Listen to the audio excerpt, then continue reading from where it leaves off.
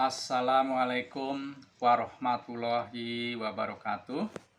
Selamat pagi anak-anakku semua kelas 5 yang hebat-hebat ya. Kita berjumpa kembali dalam kegiatan BDR pada pagi hari ini. Mudah-mudahan semuanya dalam keadaan sehat ya. Anak-anakku semuanya, pada pagi hari ini kita masih melanjutkan tema 9, buku 5I.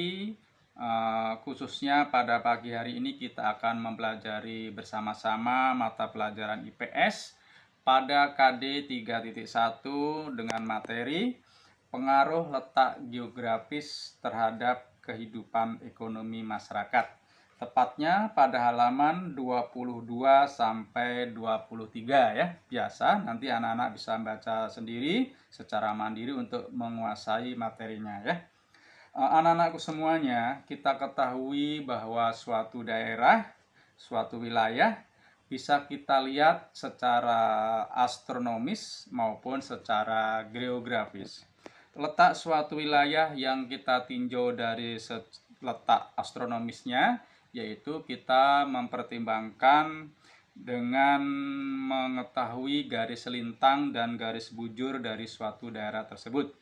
Karena garis lintang berarti kita harus memperhatikan daerah tersebut berdasarkan pembagian daerah iklim, sehingga kita akan mengenal ada daerah tropis, daerah subtropis, daerah sedang maupun daerah dingin.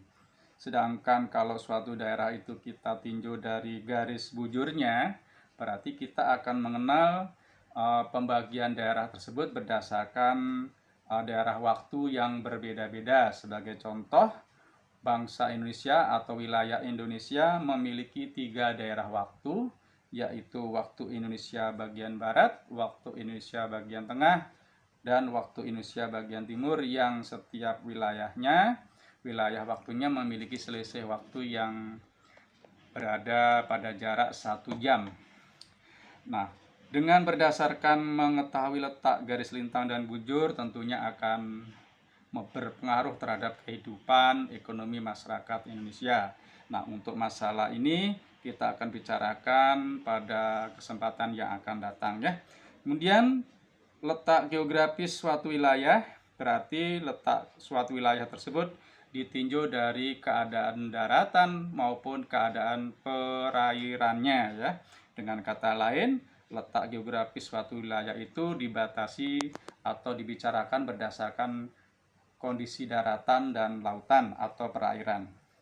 Nah, ini yang akan kita bicarakan pada pagi hari ini, bahwa suatu wilayah, suatu daerah berdasarkan letak geografisnya apa pengaruhnya terhadap kehidupan ekonomi masyarakat tertentu ya.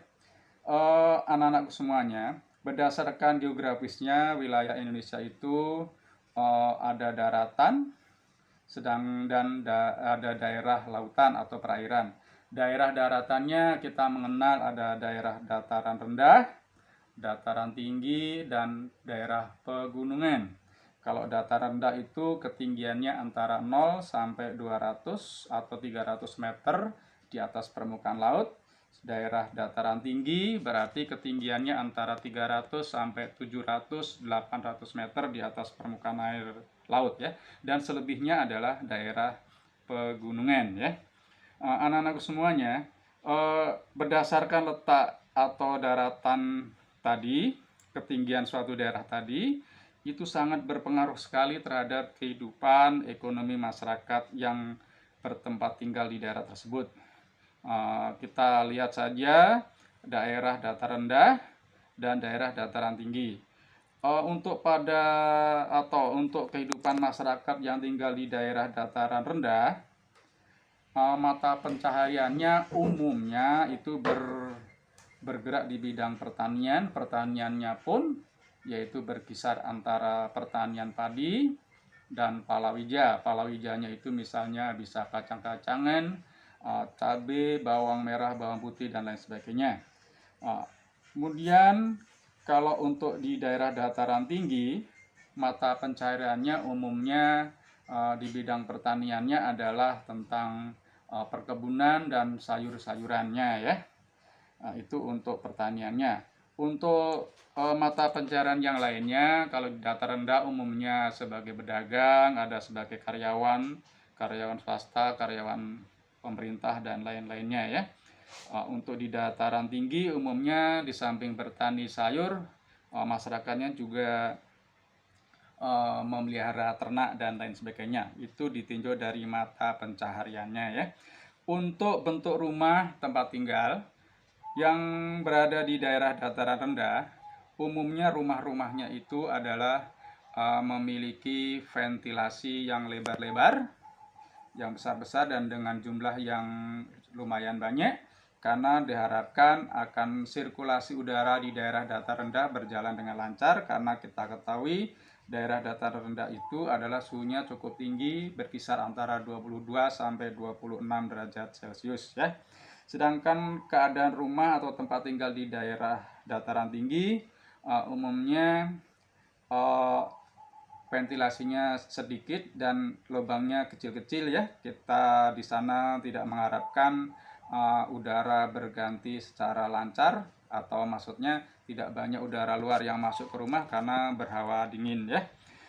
Itu dalam keadaan atau tempat tinggal atau rumah yang ditempati penduduk yang ada ditinggal di daerah dataran tinggi atau dataran rendah. Kalau ditinjau dari pakaiannya, umumnya di datar rendah masyarakatnya kebanyakan berpakaian yang tipis, warnanya cerah. Terutama dianjurkan adalah berwarna putih, karena sifat warna putih adalah memantulkan sebagian besar cahaya matahari yang diterimanya, sehingga suhu tubuh tetap normal ya. Kalau yang tinggal di daerah dataran tinggi, pakaiannya biasanya tebal dan berwarna gelap, karena warna gelap adalah sifatnya menyerap panas sehingga bisa menjaga suhu tubuh tetap normal ya.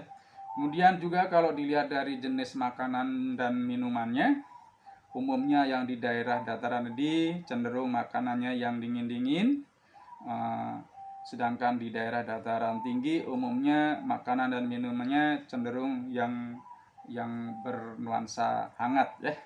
Itu yang menjadi perbedaan masyarakat yang tinggal di daerah dataran rendah ataupun di daerah dataran tinggi. Jadi letak suatu daerah, kondisi daerah sangat berpengaruh sekali terhadap kehidupan ekonomi masyarakatnya yang tinggal di daerah tersebut ya. Ini kehidupan masyarakat terhadap keadaan geografis ya, masalah kehidupan masyarakat yang tergantung dari letak astronomisnya nanti kita bicarakan pada minggu yang akan datang ya. Itu yang bisa Bapak sampaikan, mudah-mudahan anak bisa menangkap dan lebih jelasnya anak-anak bisa baca pada halaman 22 sampai 23 ya. Nah, untuk tugas pada pagi hari ini anak-anak buka halaman 23 yang ayo berlatih. Di sana ada kolom yang anak-anak harus isi ya, kolom perbedaan kehidupan masyarakat yang tinggal di dataran tinggi dan di daerah dataran rendah. Faktor yang kita lihat adalah mata pencaharian, rumah, tempat tinggal, pakaian ya. Kalau di dataran tinggi bagaimana keadaan pencahariannya, tempat tinggalnya, pakaiannya. Kalau yang ada di dataran rendah bagaimana keadaan pencaharian, tempat tinggal dan pakaiannya ya. Itu yang bisa anak-anak kerjakan pada pagi hari ini. Dan Bapak tambahkan sedikit ya, yang tugasnya pada halaman 24 yang ayo lakukan. Pada halaman 24 yang ayo lakukan, anak-anak juga harus melengkapi daftar atau kolom yang telah disediakan. Yang pertama adalah ketampakan alam wilayah daratan. Jadi wilayah daratan itu ketampakan alamnya, cirinya bagaimana? Ya cukup 3 ciri aja ya, nggak usah banyak-banyak. Sedangkan ketampakan alam wilayah lautan atau wilayah perairan, cirinya apa? 3 aja. Jadi tugasnya hari ini adalah pada halaman 23 yang ayo berlatih dan halaman 24 ayo lakukan. Yang untuk halaman 24 cukup 3 ciri saja ya, untuk daratan dan lautannya ya. Itu yang perlu anak-anak kerjakan pada pagi hari ini. Mudah-mudahan anak-anak tetap semangat dan tetap sehat ya. Wassalamualaikum warahmatullahi wabarakatuh.